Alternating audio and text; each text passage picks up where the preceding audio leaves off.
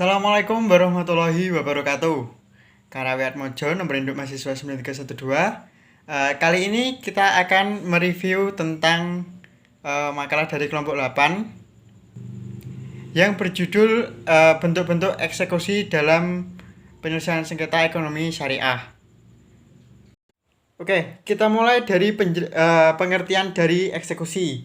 Eksekusi berasal dari kata berbahasa Inggris yaitu execute, yang artinya melaksanakan putusan hakim. Dalam HIR, hukum perdata kita, pasal 195 menyebutkan bahwa eksekusi adalah menjalankan putusan hakim oleh pengadilan. Menurut Pak Subekti, eksekusi adalah pelaksanaan suatu putusan yang sudah tidak bisa diubah lagi, ditaati secara sukarela oleh pihak yang bersengketa. Jadi, pihak yang kalah dalam sengketa harus menjalani putusan secara sukarela, sehingga putusan itu harus dipaksakan kepadanya dengan bantuan kekuatan umum seperti militer, bahkan polisi. Terus, istilah dari eksekusi sendiri tidak hanya digunakan dalam putusan hakim saja, tetapi juga berlaku terhadap seluruh akta atau perjanjian yang mengandung titel eksekusi.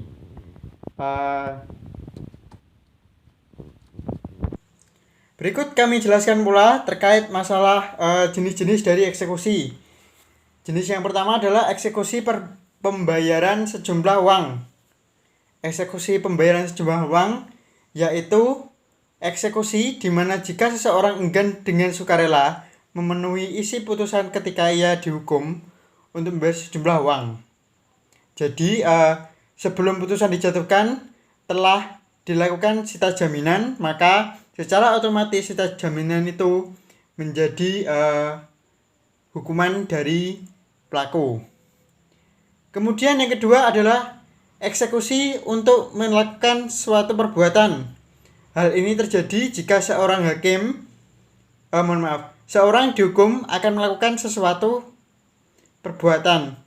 Ternyata ia tidak melakukannya, maka pihak yang menang memiliki wewenang untuk meminta pertolongan pada ketua pengadilan untuk mengeksekusi agar kepentingannya didapatkan. Yang ketiga adalah eksekusi real. Eksekusi real ini pada konsepnya mirip seperti yang sebelumnya, eksekusi untuk melakukan suatu perbuatan. Langsung masuk ke contohnya saja. Misalnya pihak yang kalah dihukum untuk menyerahkan barang kepada pihak yang menang. Maka pelaksanaannya harus dilakukan dengan betul-betul menyerahkan barang secara real kepada pihak yang menang. Oke, yang selanjutnya yang akan kita bahas adalah bentuk-bentuk dari eksekusi itu sendiri. Eksekusi memiliki banyak bentuk, salah satunya atau beberapa diantaranya adalah eksekusi hak tanggungan. Hak tanggungan adalah hak jaminan yang dibebankan kepada hak atas tanah sebagaimana dimaksud dalam Undang-Undang Pokok Agraria. Berikut atau jika tidak berikut benda-benda lain yang merupakan satu kesatuan dengan tanah tersebut. Untuk pelunasan hutang tertentu yang memberikan kedudukan yang diutamakan kepada kreditur terhadap kreditur yang lain. Putusan eksekusi kali ini lebih mengarah kepada UU Agraria, di mana maksudnya adalah ketika tanah itu disita sebagai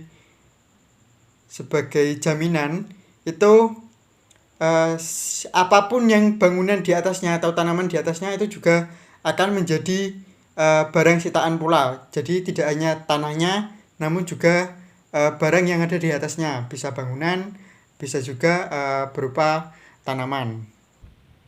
Bentuk-bentuk yang kedua adalah eksekusi putusan arbitrase.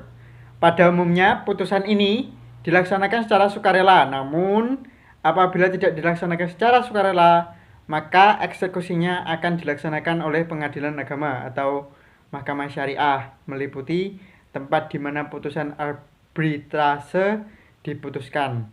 Namun dapat didelegasikan pelaksanaannya kepada pengadilan agama atau mahkamah syariah di mana aset atau barang yang hendak dieksekusi berada di tangan mahkamah syariah. Bentuk yang ketiga adalah eksekusi jaminan fidusia.